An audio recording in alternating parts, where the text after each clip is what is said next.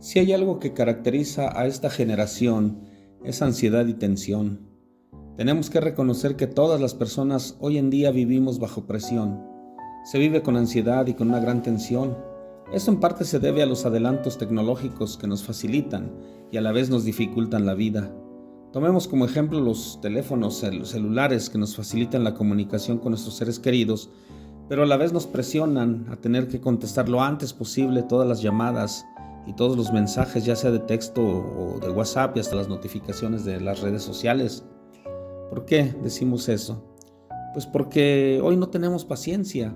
Antes esperábamos llegar a casa a escuchar los mensajes y responderlos, pero hoy si pasan unos minutos y no contestamos, la gente se pregunta por qué, si el teléfono lo traemos en la mano, sin ponernos a pensar que quizá vas manejando o cruzando la calle.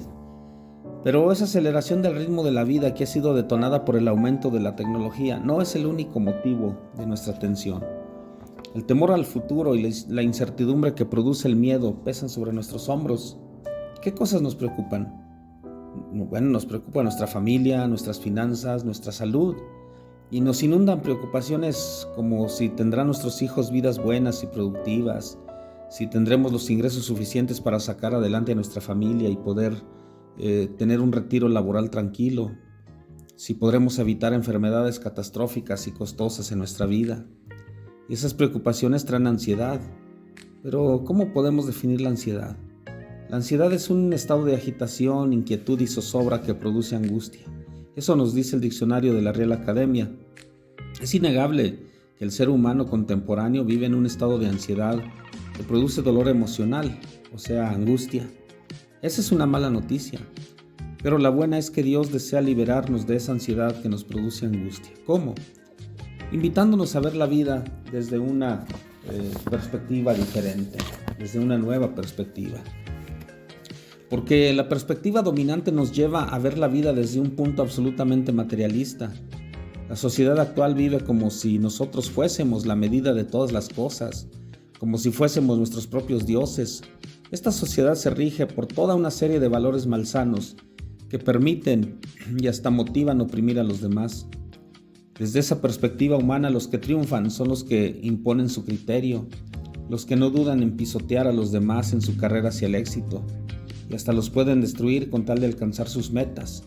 Esos que se consideran a sí mismos como poderosos tratan de dominar a los más vulnerables. ¿A qué nos referimos al decir vulnerables? Esos son las personas que no tienen recursos para defenderse por carecer de capital, de preparación o de contactos que los respalden y así protegerse. En particular son vulnerables aquellas personas que no tienen una red de familia y amigos que los defiendan. En el lenguaje bíblico, el extranjero que no tiene identidad, el huérfano que no tiene familia, la viuda que ha perdido a su esposo y con él a la familia que antes le fortalecía, representan a esa gente vulnerable. Desde esta perspectiva humana, el mundo se rige por el conflicto. Desde esa perspectiva humana, los conflictos los ganan las personas violentas, y desde esa perspectiva humana, las personas vulnerables no tienen posibilidades de ganar. Pero, como dijimos, hay otra manera de ver la vida y de interpretar la realidad. Desde el punto de vista de la fe, el universo tiene un amplio arco moral que se inclina hacia la justicia. Esto lo dijo el doctor Martin Luther King Jr., quien resume la perspectiva bíblica como que el mundo no le pertenece a los malvados, ni a los violentos, ni a los que se creen más fuertes. No, el mundo le pertenece al Dios creador, al Dios que ama a la humanidad y valora la justicia, a ese Dios que nos invita a entrar en una relación de pacto por medio de la cual nosotros podamos llegar a formar parte de su pueblo.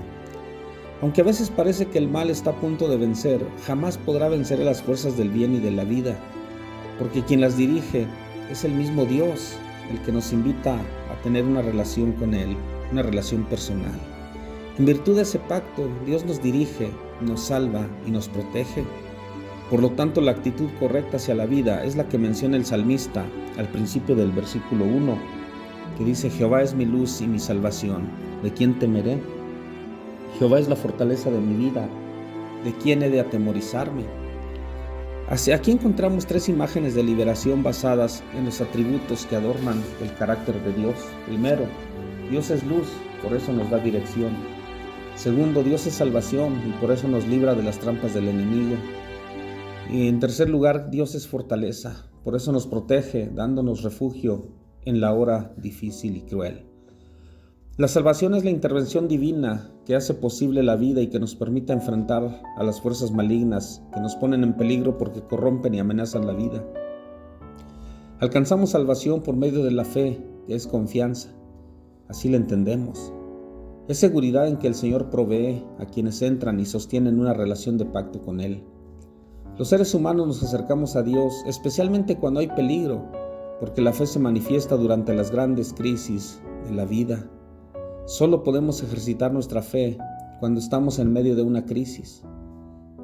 Ahí es cuando sabemos que Dios es luz, porque Él alumbra el valle de la sombra y de muerte. Ahí nos damos cuenta que Dios es salvación, porque nos libra de los peligros que nos amenazan. Y entendemos que Dios es fortaleza cuando nos guarda de los ataques de las fuerzas del mal y de la muerte. El salmista menciona a los adversarios que lo persiguen y lo atacan sin piedad. Esos adversarios son también adversarios de Dios, porque ellos le sirven a las fuerzas del mal, del pecado y de la muerte. Esos están comprometidos con las fuerzas que van en contra de la vida, esas que se oponen a Dios.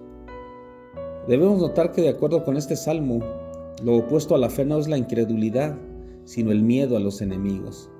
El cuidado que Dios da a quienes entran en una relación de pacto nos lleva a vivir con valentía, manteniendo una actitud positiva ante los ataques de los enemigos. No podemos tener una actitud de derrota ante los enemigos, no podemos someternos a su maldad, no podemos permitir que su lenguaje del mal nos defina. No debemos permitir que su maldad se convierta en el lenguaje que nos defina, porque cuando un lenguaje nos define, domina nuestras vidas. No podemos permitir que el lenguaje del mal, que el lenguaje de nuestros enemigos nos defina. Aquí vemos una actitud positiva que nosotros debemos adoptar.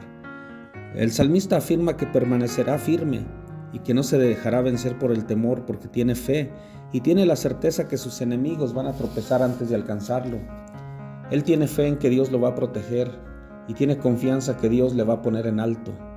Esta actitud de confianza es lo que nosotros debemos mantener firme, aunque ocurra lo inimaginable. ¿Qué es entonces la fe? Es confianza. La fe que se basa en el conocimiento de Dios como el Salvador de nuestras vidas. Siempre se ha identificado este salmo con Jesús, quien se llamó a sí mismo la luz del mundo. Jesucristo es nuestro Salvador. Él es quien nos libra del temor a los enemigos, quien nos libra de los peligros que nos amenazan y quien nos libra de las fuerzas del mal, del pecado y de la muerte. La fe es confianza, es una disciplina y una práctica espiritual basada en la certeza de que Dios, por medio de Jesucristo y por el poder del Espíritu Santo, es el Salvador de nuestra vida. La fe es la confianza de que tenemos un Salvador, un Señor que está a nuestro favor, que nos cuida y nos protege, que es luz, salvación y refugio. Y por esa razón hoy declaramos, como el salmista: hubiera yo desmayado si no creyere que veré la bondad de Jehová en la tierra de los vivientes. Aguarda a Jehová, esfuérzate y aliéntese tu corazón. Sí, espera a Jehová. Amén.